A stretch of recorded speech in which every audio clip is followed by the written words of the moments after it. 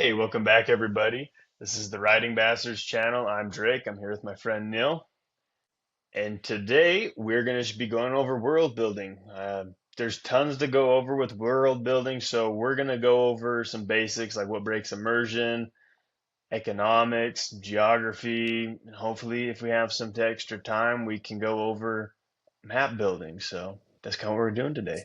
But to start off, I think we wanted to go with what breaks world building or the immersion in world building. So I think Neil, you have a lot of things that maybe not a lot of things, but you have things that you said break immersion for you. So what are a couple of things? What Yeah, do you I hate? think I guess too. Let's I just be think real. What do you hate?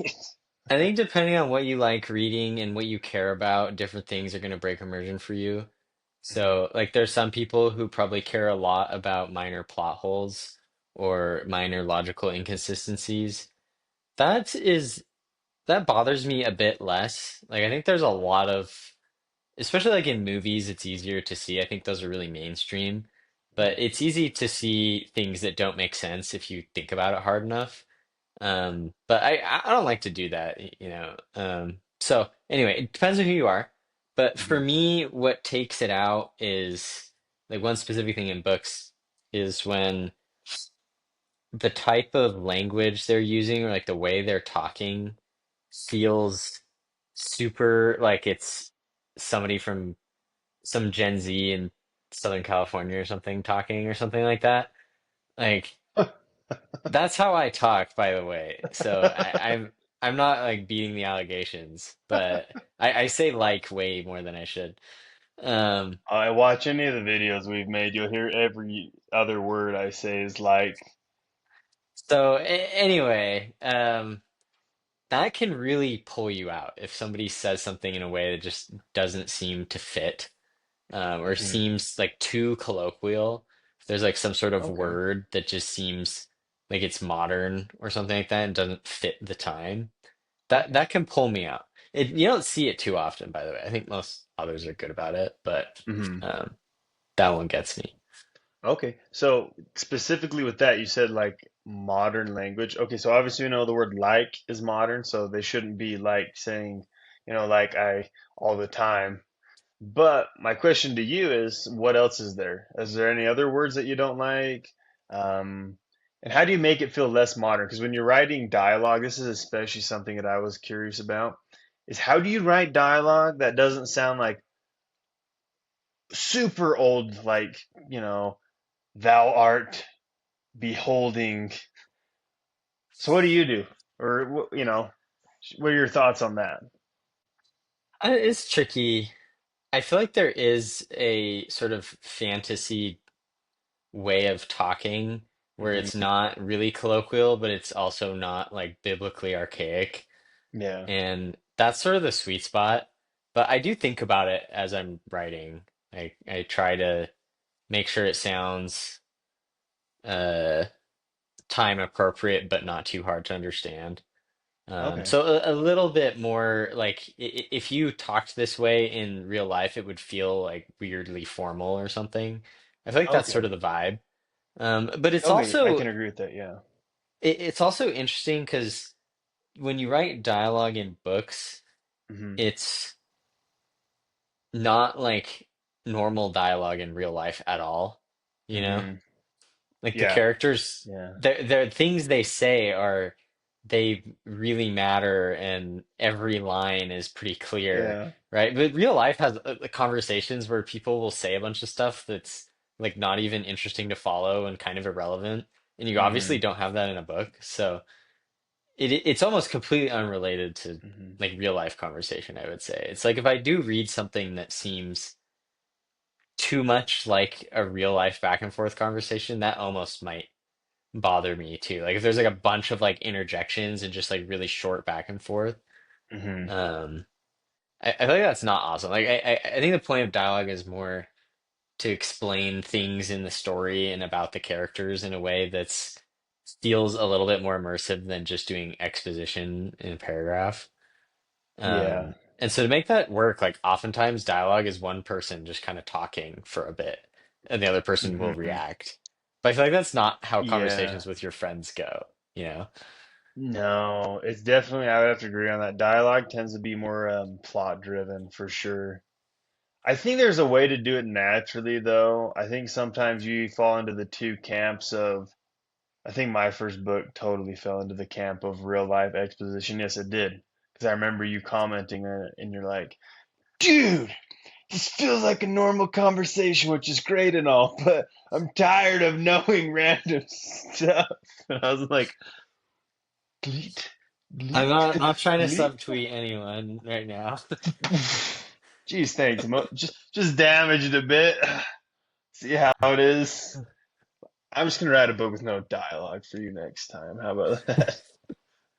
But that is you're either in that camp or you're in the camp of it's so plot driven, it breaks immersion for me.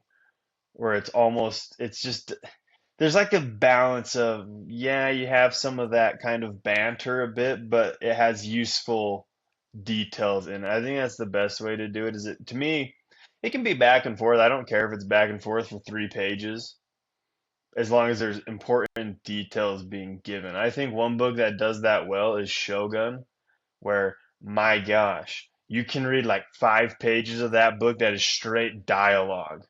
I mean, the dialogue in that book sometimes is endless, but it's very layered, or you're learning about characters. So I think that's kind of the sweet spot of dialogue. But My issue isn't necessarily back and forth and long oh, okay. conversations. It's like really short and quick back and forth. Oh, like yes or no or hey, what's Yeah, up? yeah. Okay. Like and Shogun's yeah, I love the dialogue in that book. That's such a good example. Hmm. Um, there's like long scenes where people are just explaining things about the world, like what they think and stuff, and Yeah. that's how you learn about the story, you know? So I'm rereading it for the third time, and I'm like on the part where Rodriguez is in the boat with Blackthorn. I'm like, my heck, I didn't realize how long these two just endlessly talk to each other about just everything about Japan. Like, it's kind of mind blowing. He's like, oh, yes, these Japan people, as he's like selling the boat. And he's like, what about this? Like, you can tell it's kind of plot driven dialogue too, because Blackthorn will just be like, what about the economy here? Why do they carry two swords? But at the same time, to a dude who's never been there, those are pretty valid questions, right? I mean, it's super realistic it is. It's in kind that of way. cheesy, but it's real. Like you would in real life probably ask similar questions. So, yeah, that's my favorite example of if you want to write really long dialogue that is just endlessly going, if you can emulate Shogun, you'll be fine. I think that's an insane world building book too, and it's historical fiction, so I mean, like you can Oh, just do yeah. research and then write about it. But like I think James Clavell was said he spent like years researching for some of these Hmm. books, I think he was a and you can POW tell. in Japan too during World War II Oh, I didn't know as he was well. POW. Huh. Yeah, he has lots of. I did a report on him when I was in college because I really loved Shogun, but nerdy fact about me. But I'd agree, his world building. I mean, having lived in Japan, it's really crazy because as I read it, I was like, wow, these are like nuanced stuff that people don't usually pick up on. And there's a lot of people that bash the book too and say it's very like white person stereotypical of Japan, but I'm like, I don't know. There is a lot of truth, like how they're always like, nay, nay, nay in the book. Very, so yeah, I think that book did amazing world building. Just a masterpiece. Is there anything else that breaks your immersion that you thought of? I did have one more question for you. I'm not gonna remember how the correct English term for these because I didn't pay attention in English class. But when you shorten a word, so won't, I'm instead of I am or would not. Because to me, I've actually found it sounds better and fits world building better when I do not shorten anything. It's not don't, it's do not. Can't, could not. I am. To me, that just really helped kind of have like you said, that more formal tone to it that helped it fit. But I don't know. What are your thoughts on that? I've never thought about it, but I think you're probably right that that's like a tactical way to make things feel less like modern and colloquial. So Hmm. I think it makes sense. I Okay. still use those sometimes. Yeah, and I think there's But places for them. Like there's sometimes I think if you have a battle scene or something and there's like a really catchy phrase like that just sits really good with that kind of shortening, I think that fits. I do a lot of like random stuff that the character might be thinking stuff, at least in my recent works now. Hmm. Um, and in those type of situations, I wouldn't think about lengthening or sort of like shortening at all. Like Hmm. I think it probably is fine, but in like a literal conversation in the book, yeah, I could see myself doing less shortening too. But Okay. I don't know. That's interesting. Yeah. That's a nice like niche prose thing. Food for Um, thought. Food for thought. You'll have to let me know if you ever think, because I was thinking about that the other day as I was editing my first book, is I used a lot of shortening and I mm, unshortened it and it sounded just way better to me in my head. And I was like, you know what? Let's change all this. So anyway, but yeah, and there you well, go. I think our next thing we want to talk about is economics and geography, which feels like a vast subject to go over for world building. It's I have some massive. thoughts on economics. Are you an I econ personally major? think no, but I think it's interesting. Like I like learning about it. I do love Um, economics. It's pretty fun, but and I think it's a really good way to explain like incentives and what's going on in the world in a really believable way that like feels acute. Um, hmm. so yeah, I'm a fan of it, and I think not every book focuses on it because it's Hmm. probably you're not going to put it in if you don't care about it. Hmm. Yeah. But like some examples that do it well are uh like Lies of Locke Lamora. Oh, I've never Um, read that. it's like the first book in the series. It's pretty good. It's Hmm. about like thieves and they're in this city, Oh, and nice. Of course, they got to know th about economics. They're thieves. They're they're well, the. there's all this stuff about like the kids who Mhm. to survive they like join this like thieving group, and that's how they survive, and there's like a hierarchy there, and then Okay. eventually some of them can graduate onto bigger and better things. It's like they become part of like this guy's sort of like religious temple, but it's all a Hmm. front, and basically they like sort of Oh. put on a show to get the money. Oh, that's um cool. Okay. but it's like all that stuff. I'm like, this feels like a real world. Like it's they're part of something. Like I can see sort of their motivations. It's a lot better than if it was just like it's a random thieves guild for who knows what reason, and Hmm. then there's like some mentor guy who takes them in for who knows what reason. It's like it's Heavy. all very practical. Like Yeah. the guy who runs the church and kind of is like their new person who's training them, like he's motivated to make them good because they make his enterprise better. Yeah. So just things like that are really solid. I think it's like worth Hmm. investing in. It's more compelling to me than just like there's a bad person and the good people are gonna like fight the bad people for some reason. Like Hmm. some Yeah. economic explanation is really interesting to Yeah. me. No, yeah, I would agree with that. I think that's actually really cool. I've never read that book. I'll have to have you send me that because that will be a cool read. That sounds It's awesome. good. Yeah. I think that's really smart though with economics because like you said, I've read many books where you have the assassin or the thief master who takes them in out of the kindness of his heart, which to me doesn't always make sense when you're a thief and an assassin. Assassin I No. can trend with a little bit more because sometimes assassins aren't necessarily bad people, it's just their job, right? I guess thieves like Robin Hood would be a good thief too. But I do like it though when it's there's some realism to the thief or the assassin kind of archetype where it's like especially in that book it sounds like yeah, we do fund all this stuff. I am the leader of this, but guess what we need to feed you? We need money. And guess what? I need you to be good so why we can get the money. And it makes sense. I think that's a really good example of how economics makes a story flow better. Okay. Did I have anything other than like gold and coins and whatever?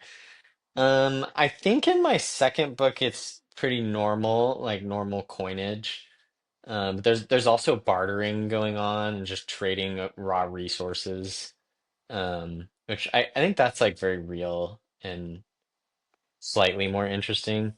And then Hmm. my sci-fi book, since it's like the US in the future, expanding out across the galaxy, they still use dollars. So Oh, it's not credits, but it's, thank you. digital dollars. Thank you. Um, so that one felt like a natural thing to do. But um, That's awesome. yeah. Yeah, I think sometimes like you can be tempted to do mega world building, and we've talked about this before, but like the characters and plot matter more than world building. It's like you could have Hmm. not interesting world building, but really interesting characters and plot, and then that might not be like a fantasy book, but it's still a book Hmm. that people are going to read. Um, so, and it's also I think Harry Potter's a nice example of something where there is world building, but it's not totally reinventing the wheel. Mm. Like you don't have to make a crazy new world with like a bunch of incomprehensible things in it that are Hmm. totally novel. Like Harry Potter's got like pretty beloved world building, and it's just a slightly different take on the world, you know? It's true, And yeah. like people love that. Like it's Hmm. it's so interesting. So, um yeah, like I honestly don't want to do a book where it's too much world building and like almost like too much to comprehend. Hmm. Um, I think the Malzahn series is kind of like that, but it's such a long series that eventually you start to understand everything. Um, That's and true. like there's so much plot going on. Like there's a lot that happens in those books. Like every Hmm. couple pages, like something big happens. Like it really moves. Like there's a lot of different people, a lot of moving pieces. And so through that, I feel like I can like get the world. But if you don't like balance it out with plot progression, then I feel like it's not as fun to read. So Mm. Yeah, I would agree with that. I think Malazan definitely moves very fast compared to most fantasy books that I've read. Like extremely fast compared to most of them. So, how's my quality, by the way? Can you hear anything I'm saying, or are you getting every other word? I think we're back. I think we're good. Yeah. Perfect, perfect. Um, the next thing maybe, or I don't know if you had more to say on economy. Um, I think I'm trying to think. There's actually one. Well, economy's kind of gonna go and play with geography, so I'll just hold it for geography. well, yeah, let's talk about geography because it is often related to the economy of an area. And Hmm. I feel like it can kind of also be ignored sometimes. Hmm. Um, but like the physical environment, like everything that goes along with it, can matter a lot and can make certain parts of a book really distinctive. Hmm. So again, like Mountain Book of Fun, like it's a good world building book, so it's gonna use it as an Hmm. example over and over. I also love the series, so I always bring it up.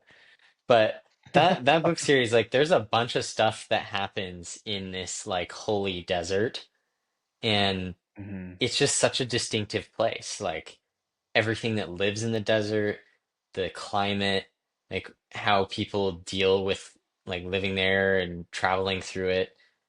Like I love that kind of thing. And each of Hmm. his there's a bunch of different realms people go through in those books, and they Hmm. all get like a pretty solid description of like what the earth is like as they're walking on it and like some smell and like stuff like that. It's not like too much. Like I don't think it's boring, but it's just a really like the right amount of sensory detail. Hmm. And the same like these places just have like distinct characteristics, and so like they all feel unique.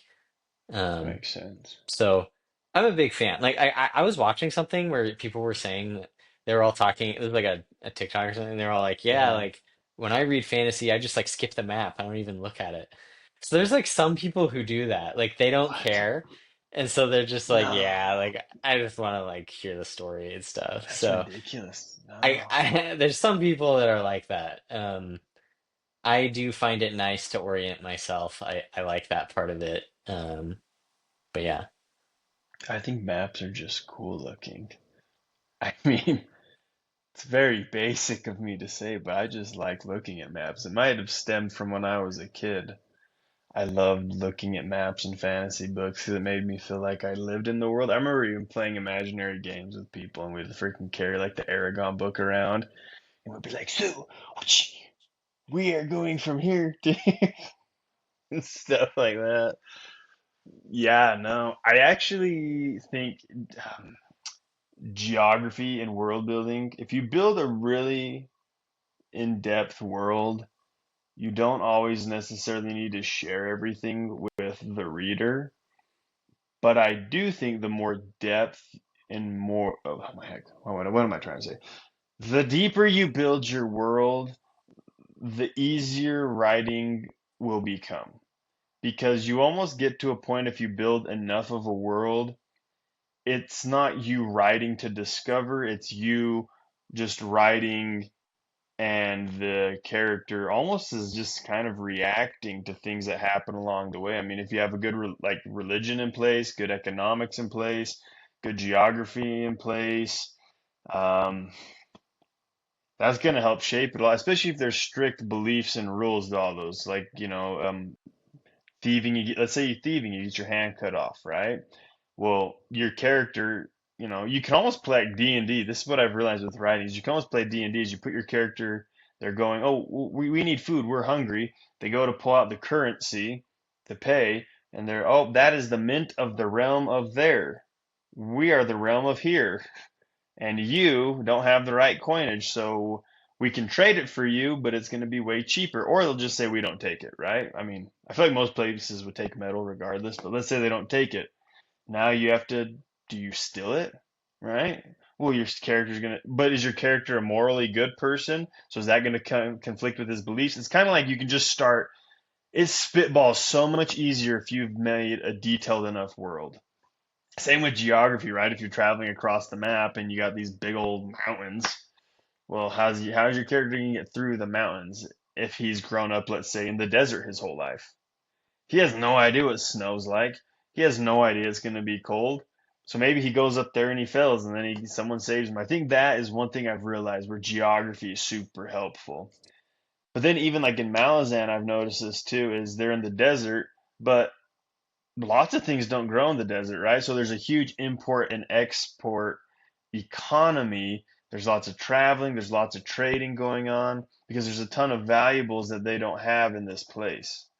So that's where I think geography and economics really go hand in hand because if you are intelligent with your geography, that's going to really lay out your economics because you're going to be, well, in the desert, they need wood. Where did they get wood? Well, they're going to import wood. Well, if these people are bringing them wood, is there anything they get from the desert other than trade and good business? I think it's kind of like it's same with how it works on like our planet. You can really look at the economics here. You know, I think a good example too is like food, right? Let's say the king who lives in the desert really enjoys fish, but there's no fish. And so he makes this huge economic boom because he wants to eat fish all the time. And so all of a sudden you have this huge economy of fish coming in, people buying it up because, all the people that maybe, let's say, are in the royal council, they want to eat fish like the king. But then he dies, and then the new king is like, we like cactus now. Well, we can get that in the desert, and so he collapses the entire fish economy. I mean, it's just you can do a lot with the book, and then you can throw a love story on top of that. That the poor fish trader boy who was dropping it off to visit the girl in the desert has no reason to go there anymore, or. I think it's easier to make a really cool, you make a cool world, cool geography, cool economics that can just easily, it just makes your story like butter to me. I don't know if you disagree with that, but to me, I've noticed as my worlds are very more built, they're more in depth, they have enough, not too much where I lose myself in it, but at enough to set rules and boundaries. It's like, it's not me just kind of in like a dark room trying to find the light switch. It's almost like I have a flashlight and I can easily make my way through. I think a lot of like story ideas for me start with something world building-y. Like it's like some vision of like a scene that seems cool. And I'm the then same way. Yeah. from there it turns into like, okay, like what should the plot be? What kind of characters. So I think in some sense it's sort of like the start. Um, but yeah, I mean, like the more that things are built out, it's tied in with plot. Like I hmm think if your plot is well planned, it will just make sense and like feel real and engaging. And so I'm hmm not really sure how much that is world building versus like good plotting, but there's probably some overlap. What I was gonna say is I think what a lot of good world building too you can do is you just like take inspiration from something and model hmm it after that, but like hmm go deep on it. Um, so like if there's like an area you want to talk about and like explore like some type of geography, like think of where that is in the real world and then hmm explore like the nuances of it and do that. So that's like my book, like it's supposed to be sort of Scandinavian fantasy, which a lot of fantasy is, admittedly, but this one's like deeply like Nordic mythology, but fantasy stuff. And so all the other things are what they would have used at that time, like the type of hmm food they would have eaten, like the type of fish they would have caught, hmm like what their Okay. technology is, and it's never explicit, but it's just sort of like it all has a way of making sense. Like you're not going to come up with some world building thing that feels super off if hmm you like generally use a pattern from something in the real world. So Yeah. I'm a fan of that, actually. And like I think all creation is you're inspired by one thing and then you kind of hmm want to take it and combine it with some other stuff. So that's kind of what I see it as. Yeah.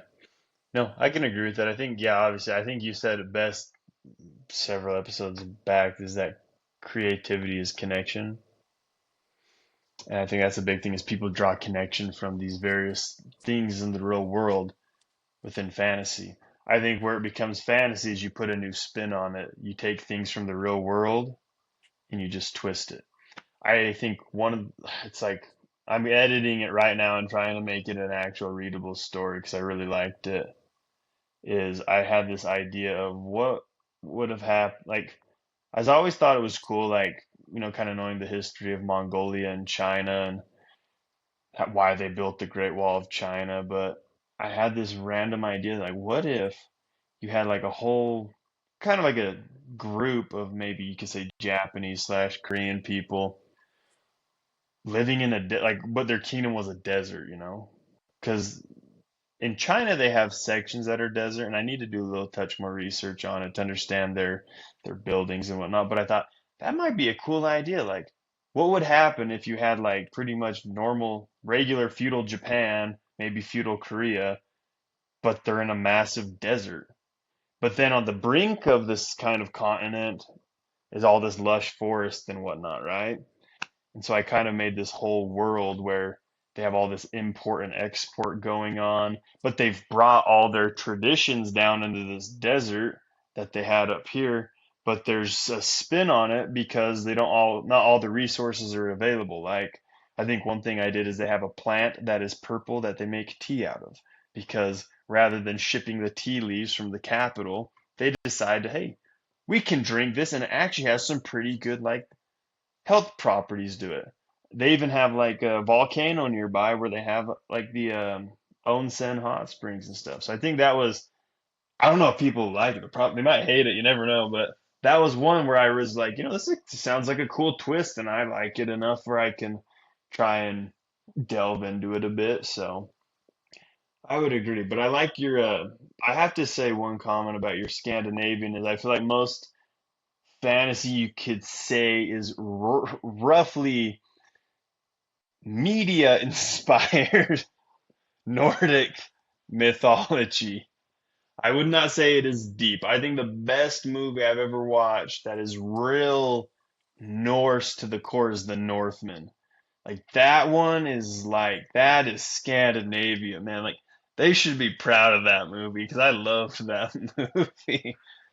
So that's what I Yeah. envision your book is. I hope you've always known that. That's how I view that book. It's super good.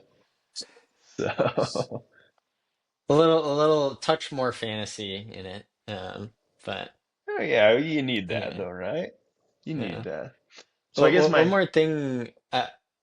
One more thing I was gonna say, back on the maps point is, uh-huh. I feel like maps are good because they help you to orient yourself and understand as you're collecting a bunch of Mm, place names and like information about where the characters are. And so, like, if you're someone who starts a fantasy book and it's confusing, I feel like looking at the map actually is good. mm, It's a nice way to do that. And then I think the second function is it sort of creates some curiosity and mystery about the world because you see something on yes. the map and you're like, what's that about? Like if it's here, then they're probably going to go here in the book at some point, or you're going to hear Mhm. about it, you know. So I'm definitely pro map. Um, and Pro man. I think the people who skip the maps because they don't care as much are probably actually the people who would benefit from them the most. But um, anyway, that's what I think. I think they are awesome. My favorite map, I believe, is in Lord of the Rings because they actually have the path that they take. Mm, I love that it's because nice. as you're reading the book, you're like, the frick is this place? Oh, they're right here. I love maps. No, I'm with you. I think maps, as a writer, maps are really helpful because it helps me visualize the world more. I've noticed that as I write more and more that unless I've really isolated into like one, but even if I've isolated like a tiny island, I still like having a map because then I know where everything is. Because if not, I have to keep track of it. Oh crap, which side of the island was the forest on? Because that also helps you avoid those like logical fallacies or those continuity errors. Because I think it's easy because you don't write the whole book in a day. You write it over months and maybe you just barely write one sentence of the forest is over here on the left side or the forest is by the sandy hill next to the crabs and then all of a sudden 300 pages later like the forest is right next to the ocean far away from the crabs and the reader if they're paying attention will be what I thought is there another forest so I think that's where maps can save your butt huge is especially if you're very good at it, is it, this is the forest, and you can maybe some. I don't know if you need details written out or whatnot. I don't really do that. I tend to draw stuff, so if like the forest, I do very like crappy stick trees for deserts. These little wavy things that should be waves, but waves are more triangle. But I think that's really helpful keeping yourself organized. I think that's one thing I've noticed sometimes about indie books is they're not as like you can tell they suffered a touch from maybe they could have had a little bit more organization. And it's not bad. I think indie publishing is awesome. Anyone that puts a book out is awesome, in my opinion. But just tiny things you can always improve upon that I notice is trying to stay more collected, trying to avoid those things. And maps are good at doing that. And even with economics, you can maybe this doesn't have to be the released edition in your book of the map, but you can have trade routes. You can label what they have on them I think maps actually can serve the author way more than they can serve the reader because that's where you can kind of do it's almost like an outline of your world, and that's super helpful. And then obviously you can give the reader maybe a dumbed down version because they don't necessarily need to know all of that. But that's fun for them and it's very effective for you. So, no, I am Yeah. extremely pro map over here if we can't tell by now. I agree, 100%. So, Um, that's all I got. What about you? yeah, no, I was one thing on economics that I was thinking about as we got talking is specifically, do you think rather than using currency, like using a resource, like I think examples Dune, where they use the spice, I'm not going to try and pronounce the other word, melange or whatever. Do you think, because that's almost like a currency to these people, but it's not an actual like monetary, do you understand what I'm saying? It's an economic resource that has a ton of leverage. Do you like that, or do you prefer more that they have really hard, like this is the dollar, this is the dime, this is the penny, this is what they're worth? Because Dune's a good example, I think, of a book where there's tons of economics at play. But as I think about it, I don't really remember them ever really talking about like what do they buy? Like, do they use spice? I'd have to reread Dune, but do they use spice to buy stuff, or do they use actual money? Because really, the money isn't a huge part of it. So that's, I guess, my question to you is, do you like that, or do you prefer having a monetary system that's bigger, or do you prefer having a resource system that might take the place, like crystals, rocks, or I corn, don't tomatoes? I don't know.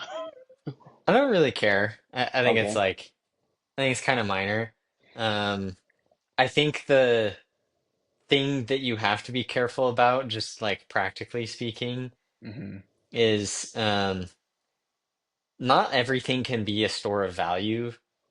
True. So like spices are a good example of something that like was a store of value for a long time in history because they Hmm. were valuable and sort of like rare and small. So like you can transport them and things sort of like function that way. Hmm. And even with like gold and stuff, that was actually difficult because it's heavy to move around. And Hmm. so it sort of worked in the real world, but if it's something that's even more impractical, like rocks, like it's like really realistically, like how does it work? Like it has to be like tiny, like valuable crystals and stuff. It can't be like something that they're not Massive going to be able to boulders. move around and like store in warehouses. And it has to be something that stays for a long time, right? So there's all these Yeah. things that's like money kind of is the way it is for a reason. Like metal, Yeah. Hmm. it's like really resilient. So Hmm. at least in some sense, that's why. Okay. Um, but there's actually like limitations, to like what you Hmm. could choose as a money thing and have it be I would love real to, feeling. if someone could make a really unique monetary system, I give props to them because yeah, that should be a writing prompt. Make a money system, but your money system is vegetables. I think if they do it and that's like a main part of it and like what makes it Mm. unique, like obviously that would be cool. But yeah, I don't think I have thought Okay. too much, and I guess I don't think about it because most stories don't do anything with it. So Yeah. maybe Well, that is a good prompt to go off of. no, I've just Um, been reading a lot of like world building books that just ask lots of questions. Like they're more mhm. of just question books, and I'm like, oh, my brain is just at the moment really primed for world building stuff. I think Yeah. it's kind of like magic. I think magic would be an interesting way if you could make it more of an economy rather Hmm. than something like everyone has. I think that could be an interesting thing too. But how to do That it, is I don't know. interesting. I'm not overly creative at the moment, but yeah, there's different ideas. I'm like, you know what? That would be really interesting. I think even Sanderson has talked about sometimes that's where his inspiration comes from. Is like, what if you lived on a world with a bunch of like talking swords? Would people want the swords, or would people use spears? And then would swords like so? Yeah, it's one of those things where I think economy and geography can really make like a really sometimes it's a good prompt to get you just cranking on books. So, Yeah. but yeah, no, Well, that's pretty much on everything that I have note, too. thanks for joining us, y'all. Yeah, thanks And for watching. check out we have our books in the description of our videos. So if you want to read, we both write. Yep, And yeah, we'll catch you around. we have lots of stuff. Follow us, comment, subscribe. We also have an Instagram, same thing, Writing Bastard. So feel free to give us a look. But sorry to cut you off now. Thanks, y'all. See you guys later.